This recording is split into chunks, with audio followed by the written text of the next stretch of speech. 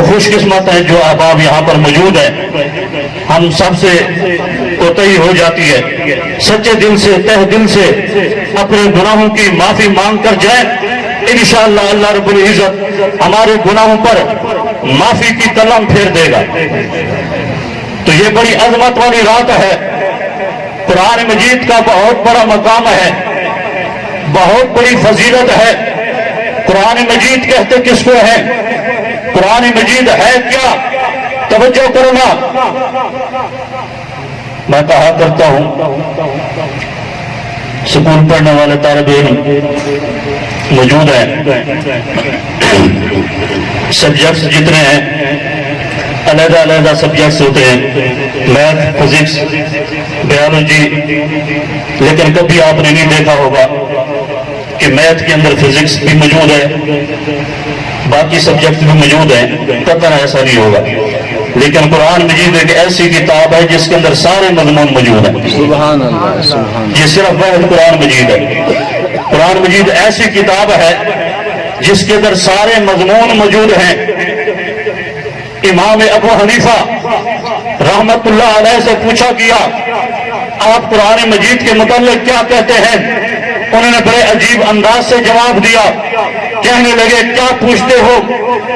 میں نے 40 سال گزار دیے ہیں, 40 سال گزر چکی ہیں, میری زندگی ختم ہونے کو ہے. قرآن مجید سے موتی نکالتے نکالتے, ہیرے جواہرات اکٹھے کرتے کرتے, مسائل مستنبط کرتے کرتے 40 سال گزر گئے ہیں. میں نے قرآن مجید سے 90 لاکھ مسائل نکالے ہیں. اب میری زندگی تو ختم ہونے کو ہے, قرآن مجید کے موتی ختم نہیں ہوئے. امام غزالی رحمت اللہ علیہ سے پوچھا گیا آپ جواب دیجئے قرآن مجید کے متعلق. امام غزالی رحمت اللہ علیہ نے بڑا عجیب جواب دیا. کہنے لگے قرآن مجید آسان بھی ہے, مشکل بھی ہے, مجمل بھی ہے, مفصل بھی ہے. پوچھنے والوں نے پوچھا قرآن مجید آسان کیسے ہے, مشکل کیسے ہے, مجمل کیسے ہے, مفصل کیسے ہے؟ تو آپ نے فرمایا قرآن مجید آسان بھی ہے, مشکل بھی ہے. آسان ایسے ہے چھوٹا سا معصوم بچہ آسانی کے ساتھ سینے میں محفوظ کر سکتا ہے. فرمایا مشکل بھی ہے, مشکل کیسے ہے؟ فرمایا خطباء گزر گئے, شعراء گزر گئے, واعظین گزر گئے, مقررین گزر گئے, محدثین گزر گئے, شیخ الحدیث گزر گئے. سب نے اپنی اپنی زندگیاں قرآن مجید کے موتی چمتے چمتے صرف کر دی, خود تو دنیا سے پردہ فرما گئے, لیکن قرآن مجید کے موتی ختم نہیں ہوئے. فرمایا مجمل بھی ہے, مفصل بھی ہے. مجمل کیسے ہے؟ فرمایا ایک چھوٹا سا معصوم بچہ آسانی کے ساتھ ہاتھ میں اٹھا سکتا ہے. فرمایا مفصل کیسے ہے؟ مفصل ایسے ہے کہ ساری کائنات کا تذکرہ قرآن مجید کے اندر موجود ہے. وہ کیسے؟ جب میں نے قرآن مجید سے پوچھا اے قرآن بتلا تو صحیح تیرے اندر کس چیز کا تذکرہ موجود ہے؟ قرآن مجید نے مجھے ہر چیز کا جواب دیا. حضرت آدم کا تذکرہ قرآن مجید کے اندر, حضرت نوح کا تذکرہ قرآن مجید کے اندر, حضرت ایوب کا تذکرہ قرآن مجید کے اندر, حضرت یونس کا تذکرہ قرآن مجید کے اندر, حضرت ادریس کا تذکرہ قرآن مجید کے اندر, حضرت یوسف کا تذکرہ قرآن مجید کے اندر, ایوب و یونس کا تذکرہ قرآن مجید کے اندر, دانیال کا تذکرہ قرآن مجید کے اندر, جنت کے حسین نظارے قرآن مجید کے اندر, شجر توبہ کا ذکر قرآن مجید کے اندر, شجرۃ الزقوم کا تذکرہ قرآن مجید کے اندر, ذوالکفل کا تذکرہ قرآن مجید کے اندر, یہاں تک کہ میرا آقا کا تذکرہ قرآن مجید کے اندر موجود ہے. اور وہ بھی اجمال نہیں, بڑی تفصیل کے ساتھ موجود ہے. وہ کیسے؟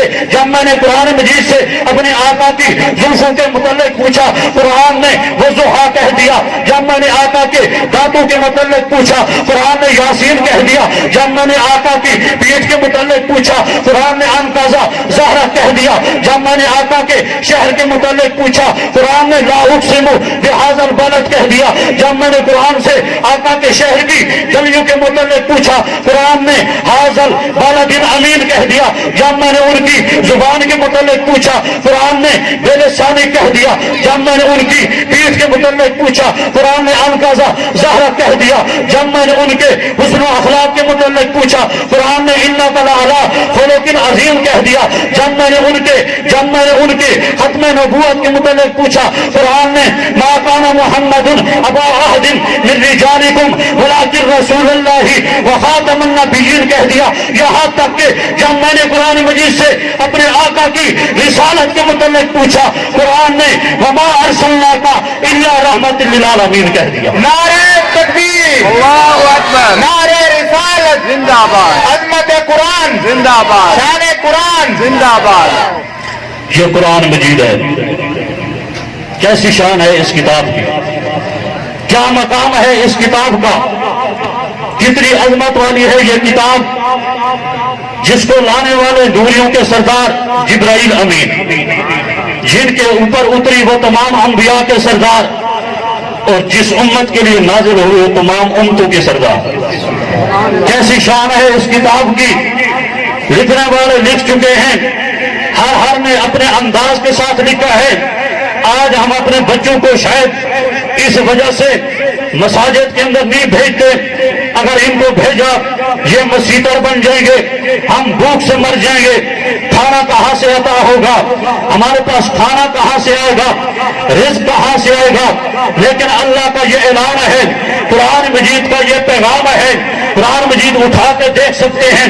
آج لوگ شادی کرنا بھی عیب سمجھتے ہیں، لیکن قرآن مجید کہتا ہے حتیٰ یغنیہم اللہ من فضلہ، نکاح کرنا تمہارا کام ہے، اللہ کہتا ہے اپنے فضل سے غنی کر دینا، دولت مند کر دینا میرا کام ہے۔ سبحان اللہ۔ اور ہم کہتے ہیں کہ قرآن پڑھیں گے تو بھوک سے مر جائیں گے۔ کیسے بھوک سے مر جائیں گے؟ اولیاء اللہ کی آپ ہسٹری کو پڑھیں، کتابیں ذرا نکال کے کھولیں، دیکھیں کہ قرآن مجید کا مقام کیا ہے، اور ان لوگوں نے قرآن مجید کو سمجھا۔ خواجہ دوست محمد قریشی رحمت اللہ علیہ ولی اللہ گزرے ہیں، جب یہ چھوٹے تھے ماں نے انگلی پکڑ کے لے آئی مدرسے کے اندر، میں نے اپنے بچے کو یہاں پہ تعلیم کے لیے داخلہ اس کا دلوانا ہے، ایڈمیشن کرانا ہے، میں نے اپنے بچے کو قرآن مجید کی تعلیم سکھلوانی ہے، میں نے اپنے بچے کو یہاں پہ داخل کرانا ہے۔ لوگ پوچھتے ہیں، ٹیچر پوچھتے ہیں، اساتذہ پوچھتے ہیں، ہاں وہ تو کوئی بات نہیں ہے، ہم انکار نہیں کر رہے، لیکن اس بچے کے لیے اخراجات ہمارے پاس نہیں ہے، اس بچے کے لیے ہمارے پاس روٹی نہیں ہے، اس بچے کے لیے ہمارے پاس غذا کا بندوبست نہیں ہے۔ خدا کی قسم آج سے 1400 سال پہلے کی بھی بات نہیں کر رہا، چند سال گزرے ہیں، چند سال کی میں بات کر رہا ہوں۔ میرے دوستو، امی نے جواب دیا، میں نے بچے کو یہاں پہ داخلے کے لیے بھیجا ہے، روٹی کا سوال نہیں کیا۔ اگر مجھے اتنا یقین ہے کہ میں اپنے بچے کو قرآن کی تعلیم کے لیے مدرسے کے اندر بھیجوں گی، میرا رب روٹی کا بھی بندوبست کر دے گا۔ خواجہ دوست محمد قریشی رحمت اللہ علیہ مدرسے کے اندر آ جاتے ہیں، داخلہ لے لیا ہے، جب شام ہوتی ہے بچہ بھوک سے نڈھال ہے، آنکھوں سے آنسو جاری ہیں، آنکھوں سے موتیوں کی طرح آنسو ٹپک رہے ہیں، بچہ رو رہا ہے، پوچھتے ہیں کیا ہوا، بچہ خاموش ہے۔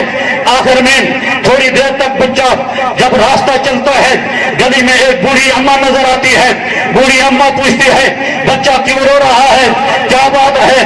بچہ کہتا ہے میرے والدین مجھے مدرسے کے اندر چھوڑ کر چلے گئے ہیں، میں نے سارا دن کھانا نہیں کھایا، میرے لیے کھانا نہیں ہے، اب میں بھوک سے نڈھال ہو کے آنکھوں سے آنسو بہا رہا ہوں۔ توجہ کر، آج ہمارے پاس قرآن مجید کے لیے ٹائم نہیں ہے، ہمارے پاس قرآن مجید سمجھنے کے لیے وقت نہیں ہے، ہمارے پاس قرآن مجید پڑھنے کے لیے وقت نہیں ہے۔ وہ بچہ کہتا ہے میرے لیے کوئی روٹی کا بندوبست کر دے۔ بوڑھی اماں مسکرا کے کہتی ہے لگتا ہے خدا نے میری بات سن لی ہے، لگتا ہے میرے اللہ نے میری دعا قبول کر لی ہے۔ میں گھر کے اندر اکیلی ہوتی ہوں، تنہا ہوتی ہوں، نہ میرا شوہر ہے، نہ میرا والد ہے، نہ میری اولاد ہے۔ میں روزانہ ایک روٹی بنا کے جب کھانے کے لیے بیٹھتی ہوں، روٹی مجھ سے نہیں کھائی جاتی، اور میں یہ تصور کرتی ہوں کاش میرا شوہر موجود ہوتا، کاش میرا والد موجود ہوتا، کاش میری اولاد موجود ہوتی اور میرے سامنے اکٹھے بیٹھ کے کھانا کھاتے۔ لیکن بیٹا کوئی بات نہیں ہے، گھبرانا نہیں ہے، میرے اللہ نے میری سن لی ہے۔ آج اللہ نے مجھے بیٹا عطا کر دیا ہے، آج کے بعد جب بھی بھوک لگے بچہ میرے گھر آ جانا، ہم اکٹھے بیٹھ کے کھانا کھائیں گے۔ دیکھو رب میرا کیسے بندوبست کرتا ہے، کیسے بندوبست کرتا ہے۔ لیکن شرط یہ ہے کہ ان لوگوں کی طرح ہمیں یقین بنانا پڑے گا، وہ یقین ہمارے اندر نہیں ہے۔ جو ان لوگوں کا یقین تھا. اور آج ہم تو یہ کہتے ہیں کہ اگر ہم نے بچوں کو مسجد کے اندر داخل کرایا کھائیں گے کہاں سے؟ بھوک سے مر جائیں گے.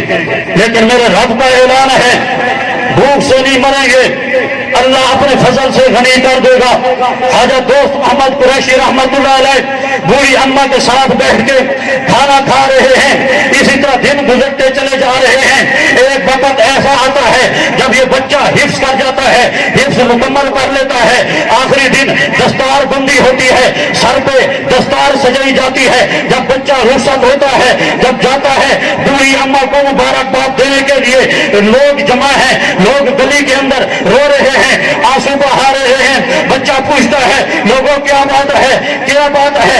آج تو خوش ہونا چاہیے، میں نے آج حفظ مکمل کر لیا ہے، سر پہ دستار سجا دی ہے، آج تو مجھے مبارکباد دو. لوگ کہتے ہیں اے بچہ تجھے پتہ نہیں ہے جو بوڑھی اماں تجھے کھانا کھلایا کرتی تھی آج وہ دنیا سے چلی گئی ہے. بچہ زاروں کو تار رونا شروع ہو جاتا ہے، آنکھوں سے آنسو بہاتا ہے. یہ وہ بچہ ہے جس کو دنیا خواجہ دوست محمد قریشی رحمت اللہ علیہ کے نام سے جانتی ہے. یہ بچہ وقت کا ولی اللہ بنا تھا، آج دنیا جانتی ہے. میرے دوستو بوڑھی اماں کا جب وہ سنتا ہے بچہ رو پڑتا ہے، آنکھوں سے آنسو نکلتے ہیں. کاش جس اماں نے مجھے کھانا کھلایا، جس اماں نے دین کی خاطر مجھے روٹی مہیا کی، آج میں اس کو مبارکباد بھی نہیں دے سکا، آج میں اپنی آنکھوں سے اس کو نہ دیکھ سکا. میرے دوستوں بالآخر جنازہ پڑھایا جاتا ہے، تدفین ہو جاتی ہے. دوسرے دن ایک آدمی نگاہ لگاتا ہے گلی کوچوں کے اندر، اور آدمی ہو سن لو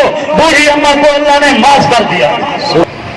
آدمی صدا لگاتا ہے لوگوں اس بوڑھی اماں کو میرے اللہ نے معاف کر دیا ہے. لوگ پوچھتے ہیں تیرے پاس کیا سند ہے، کیا دلیل ہے کہ اللہ نے معاف کر دیا ہے؟